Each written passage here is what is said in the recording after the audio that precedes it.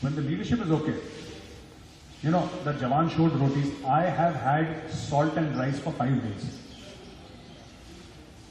So the joke was, I would ask the cook, खाने में क्या है? Breakfast में. He would say, sir, breakfast में है नमक और चावल और lunch में है चावल और नमक. So it was at 15,000 feet, minus 35 degrees, and there was a mini avalanche which had fallen on the food reserve. So they said it will take 5 or 6 days to clear the snow and the ice and get to food. All we had was rice and salt. And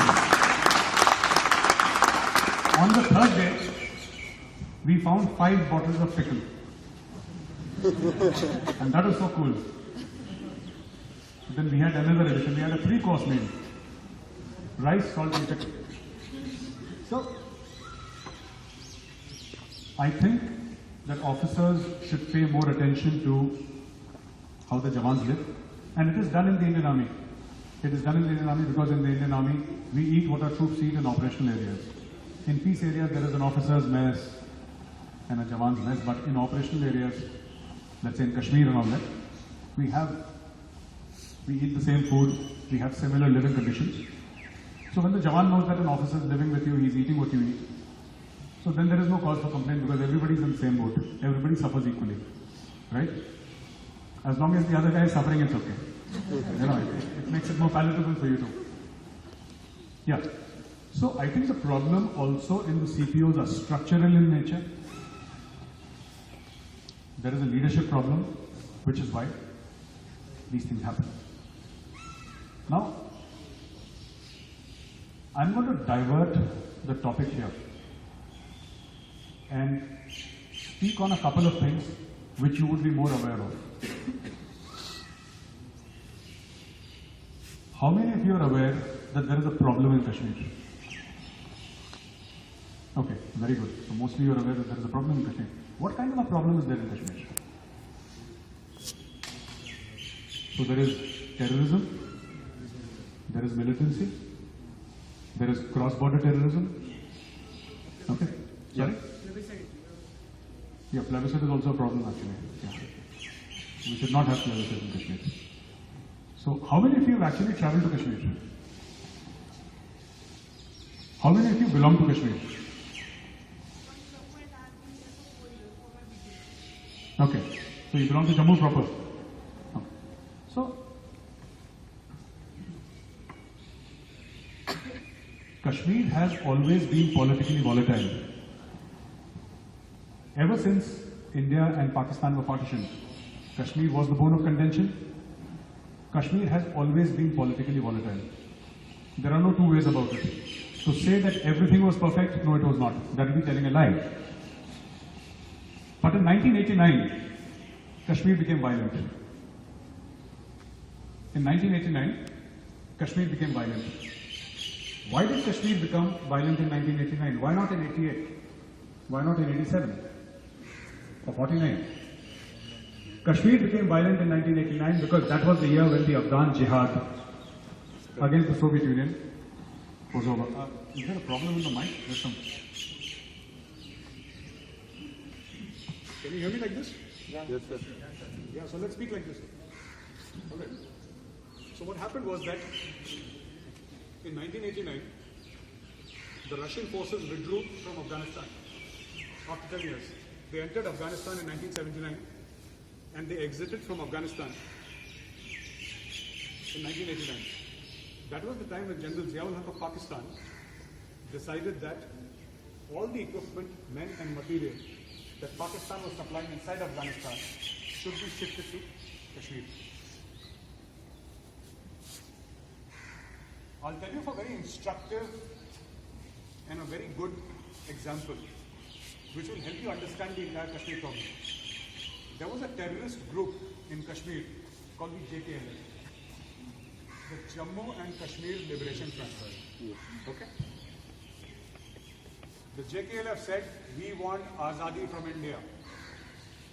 So Pakistan wrote a couple of big checks and said, well done guys, what do you need? Weapons, arms, training, money, take everything. So the JKLF took everything and they started fighting against India. A lot of people died and the militancy started in 1989. After 8 months, the JKLF said to Pakistan that you are also occupying a part of Kashmir and we are against you also. Because Azadi not only from India but also from Pakistan, Jammu and Kashmir should be a free and independent country. Achha, normally in Pakistan, the Supreme Court, the Parliament and the Stock Exchange, everything rolled into one is called the Army Chief. Okay? The Army Chief decides what is to be done in that country. So the Army Chief said, listen, I'm sick and tired of the JKLF asking funny questions. Suddenly from the next week onwards, JKLF leaders started getting assassinated. So Pakistanis started killing JKLF leaders. Because some of them were in Muzaffarabad, in Pakistan occupied Kashmir. They started killing them. In the late 70s, there was a preacher who used to preach in Sialkot, Lahore, Rawalpindi, and General Ziaul Haq, you know that he was the Chief of Army Staff of Pakistan and also the President for a very long time. I think 10 or 11 years he was President of Pakistan. General Ziaul Haq really liked this young man. Not so young, but this man spoke with a lot of passion. He spoke about armed jihad against India. But he was not very well known. He was popular among a small group of fanatical followers. And this preacher, he started a small NGO to take care of all the mujahideen who had been injured in the Afghan jihad. So he used to take care of them, make sure they are okay, and then send them back to fight. The organization was called Jamatul Dawa. How many of you have heard of Jamatul Dawa? After 2 years, Jamatul Dawa spawned another organization called the Lashkar-e-Taiba. The preacher was called Hafiz Muhammad Saeed. And along with Hafiz Saeed, started terrorism in India. What JKLF did was militancy, and there is a difference between militancy and terrorism. What he started was terrorism. In 1992-93 winter, for the first time, the people who were being killed by the Indian Army in Kashmir were not ethnic Kashmiris. So there were Sudanese, there were Chechen, there were a sprinkling of Chinese, there were Afghans, there were Palestinians, there were Arabs in Kashmir, Indian Kashmir. This was perhaps Asia's first multinational terrorism franchise. All right? Lashkar-e-Taiba started training people in 3 phases. The first phase was Diniyat, which was religious indoctrination. People should understand the concept of jihad. Now, allow me to tell you, jihad does not mean killing other people. Jihad means fighting with your own imperfections. You must have heard of an Urdu word called jaddo-jahid. People say, hum bahut jaddo-jahid karte hain. We struggle. Jihad means struggle. With a little bit of polishing and Photoshop, jihad became holy word. And what happened was that they started exporting terrorism into India full tilt. Now, why did they do it? And how did they do it? They did it because Pakistan realized that it could not win a conventional war with India. The last time it had tried was in 1971, which led to the creation of Bangladesh. So it wasn't such a successful option. The Indian army is far larger, better equipped, aggressive, and if led to his own devices, pretty much has the capability to swallow Pakistan.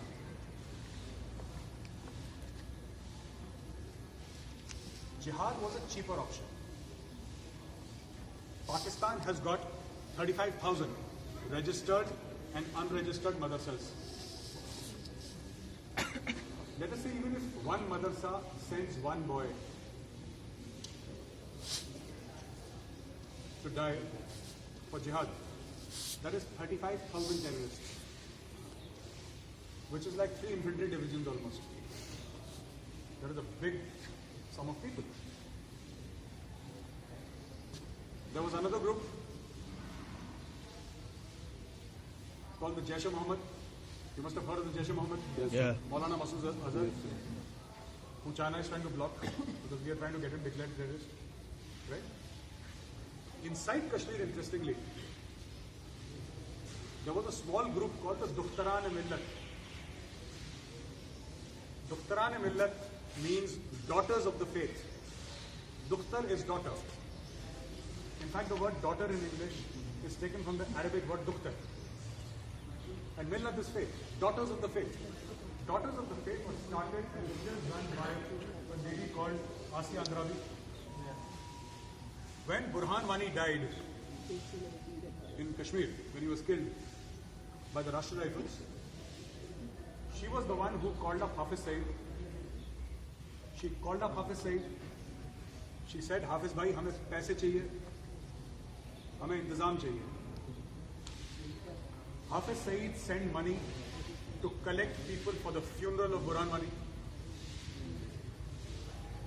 for the stone pelters. You know, there was almost 100 days stone pelting in Kashmir, yes, especially in South Kashmir. Yes. And suddenly one day, as if somebody had shut off the tap, there was no talk of stone pelting. Stone pelting ended. And let me tell you, it did not end because of demonetization. Stone pelting ended because South Kashmir was handed over to the Indian Army. Okay? And the Indian Army does not use pellet guns. We use real weapons. So, if an army column goes, normally it would be surrounded, or if a security forces column goes, it would be surrounded by people throwing stones. So the army people in charge went there. They spoke to certain people of influence. Okay? And they said that today at 5 o'clock there will be an army column which will go. If there is one stone thrown, there will be consequences. So, sir, have you understood my statement? Yes. Yes, sir, we have understood your statement. Stone pelting ended immediately in 5 minutes. Because the response to a stone is a bullet and it ended. Okay? Now, all these people, Asiya Andrabi, the entire Hurriyat conference, Mr. Gilani, right? The Mirwais, all these people,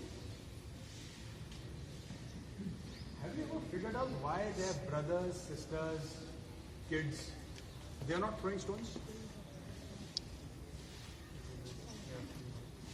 You must ask this question. When was the last time that somebody in your family died in the jihad? To the Hurriyat conference. Somebody's son has a 500-yard plot in Greater Kailash Part 2. Okay? Somebody owns a 5-star hotel in Kuala Lumpur. Somebody has a textile business in Dubai. Alright? All these. हमें क्या चाहिए आज़ादी?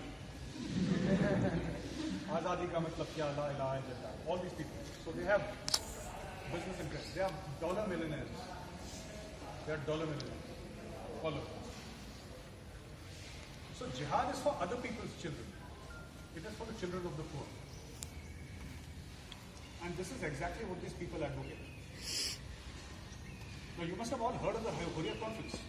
Yeah. Yes. Hurriyat Conference is an umbrella organization of 23 or 25 pro-separatist outfits. All were being funded separately.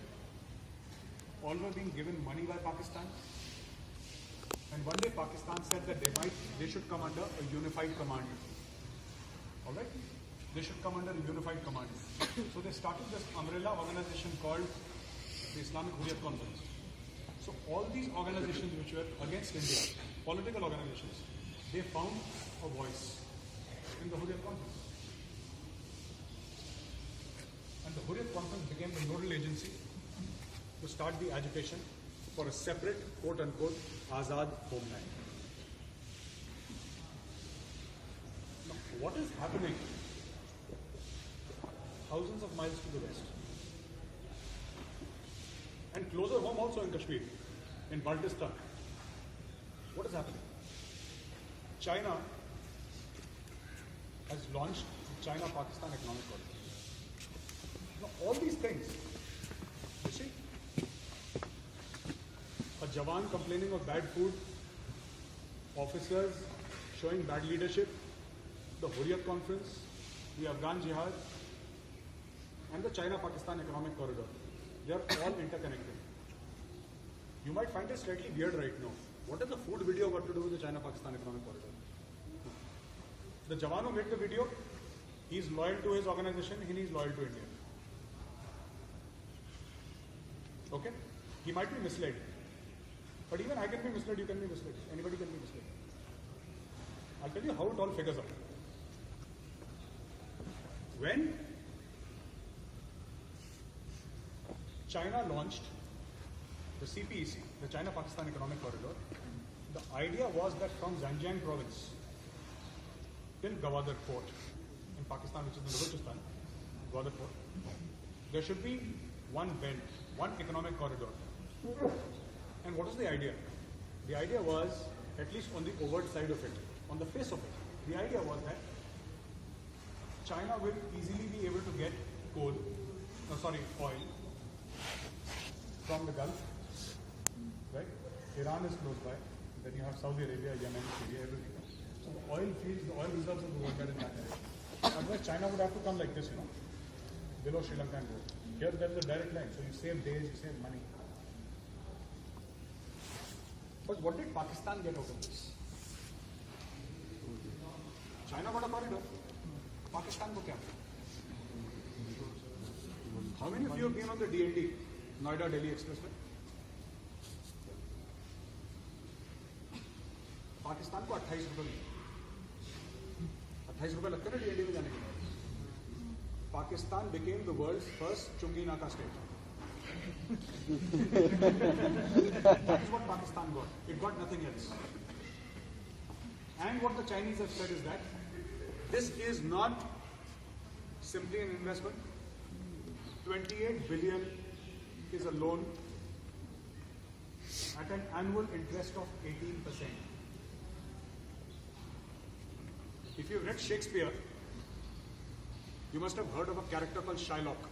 Yeah. Yeah? So,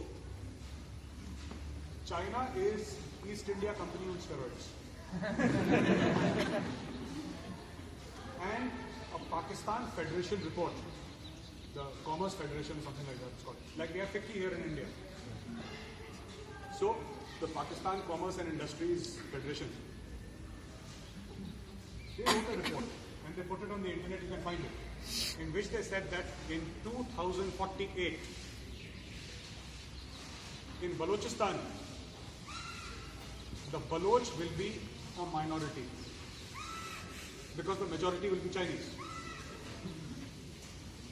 Now, in a state, it's like saying that in Delhi in 2048, the majority people will not be from Delhi, they'll be Chinese. Now, does that scare you? Yeah. It should scare Pakistan, but it's not scaring Pakistan. The majority population of Balochistan will not be Baloch. That is what the Chinese did in Tibet. The majority population in 2052 in Tibet will not be Tibetan. It will be Han Chinese.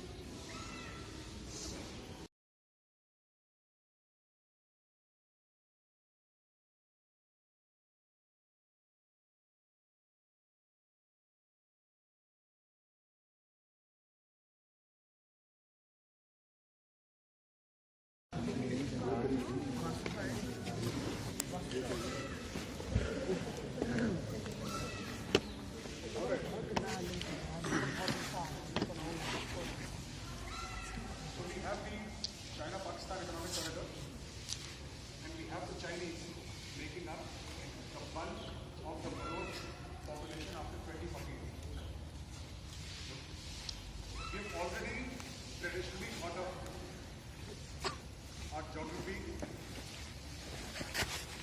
and our strategy was always there is China to the east and there is Pakistan to the west. Is it not so? China to the east and Pakistan to the west. After 2048, there will be China to the east and China to the west. Which is why, and more that China involves itself in Pakistan, the more money comes into Pakistan. Pakistan is inherently unstable. Nobody invests in Pakistan. There are no cricket teams who go to Pakistan. Right? Maldives sent its cricket team. I didn't know Maldives played cricket, but apparently Maldives sent its national cricket team to Pakistan. So they were guarded by an infantry brigade. That is 3,000 people guarding 11 guys.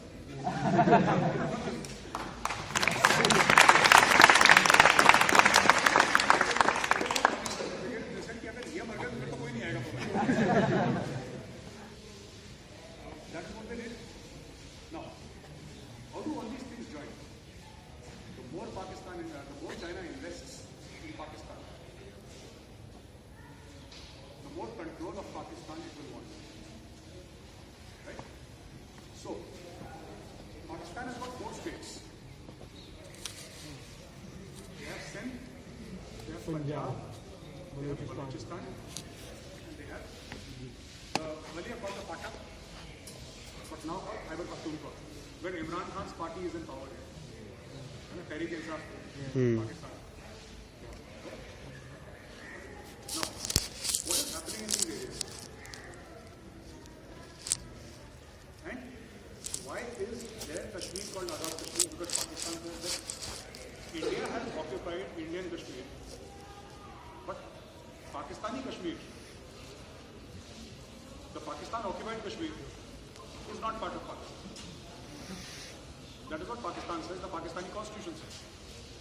Which basically means that हमने तो इनको आज़ादी दे दी, आप भी आज़ादी दे दो.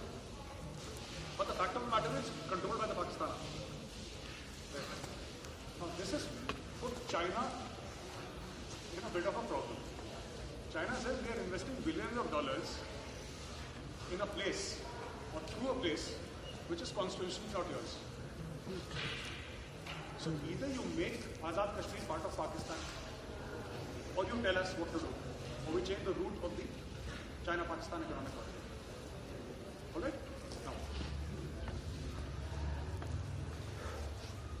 19 coal-fired electrical plants, or electricity generating plants, are being set up in Pakistan. 19. And all 19 are those that China has put out of commission.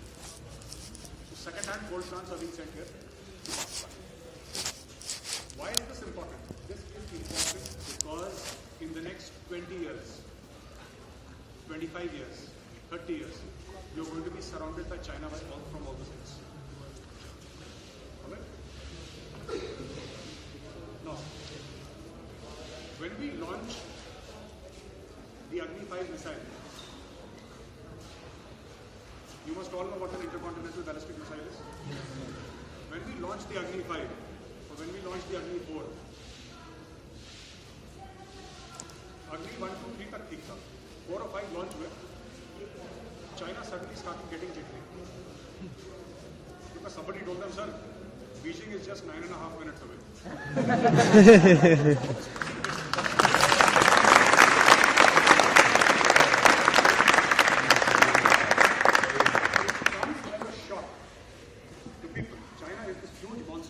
It is the 800-pound gorilla at the backseat of your car. Big country, 1.5 billion people, 9-10 trillion, पता नहीं कितने की economy है. the growth engine of the world economy. Suddenly China's economy is petering down. Exports are declining. You must have seen bodybuilders with a big stomach. Have you seen some bodybuilders who stop bodybuilding and then they become fat? China's like that. See, they've stopped exercising, but they're eating the same amount. Inversely, if you look at it, what is happening is that China is spending the same amount of money without earning the same amount of money. Right? Now, so when India does things like demonetization, when India does things like invest in the Chabahar port, when India does things like modernization of its army, when India orders for 155 mm light artillery guns for the China border, China is never happy. And China will try to get back at you by blocking. See, China can't do very much. China can't do very much. What can China do? China will try to block Masood Azhar being declared a terrorist. China will try NSG की membership ना मिले. देखिए वो तो मिलनी है. You don't get it this year, you'll get it next year. Right? And anyway, we are already doing everything that we had to do. There's just a thappa. Okay, the NSG. We are keen for the thappa for some reason, it's okay. But at the end of the day, we do what we have to do. Right? So, we must understand, there are two concepts that I will tell you before I wrap this up. And these two concepts are important. You should go on internet and read about these two concepts. Right? One is the concept of asymmetrical warfare. Asymmetrical warfare. And the second is the concept of cold start. Okay?